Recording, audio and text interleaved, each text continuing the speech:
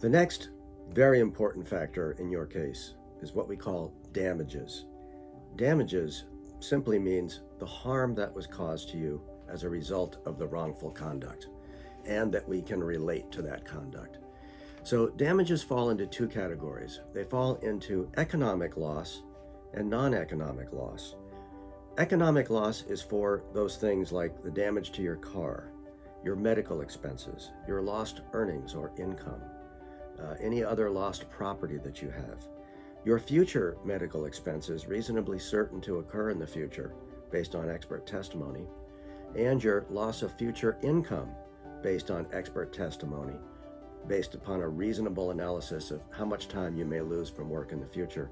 Or if your ability to earn a living is permanently impaired, that's called a loss of earning capacity claim, which requires expert testimony as well.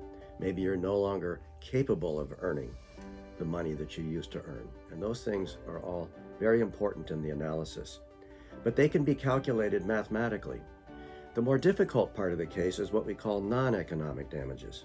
And what is that? And why is it the most important part of your case? It's because that is where the real value, the real loss.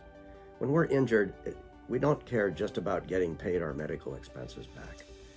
The real harm is what happens to you as a human being, the human loss, the loss of ability to have pain-free activity every day, the hurt, the discomfort, the inconvenience, the pain, the suffering, the loss of love, comfort, care, and society of your loved ones in a wrongful death case. Just the ability to go about your daily activities pain-free that we take for granted until we're hurt. It's really what life is all about. And a lawyer who is experienced in this is where it really makes a difference in the value of your case, because in each geographic area, there are really only a handful of lawyers, many thousands of lawyers, but only a handful that have a proven track record at trial in getting juries to award adequate damages for these types of intangible losses, to be able to communicate these losses to a jury and have them award dollars for these kinds of losses. So it comes from an analysis of, by meeting with you and finding out about how this has affected your life, by really spending some time with you and learning about how your day-to-day life is affected by this. What kind of pain are you having? How have you had to limit your activity? How have you had to change your lifestyle? What it's like to get up every day and have a pain that you didn't have to deal with before.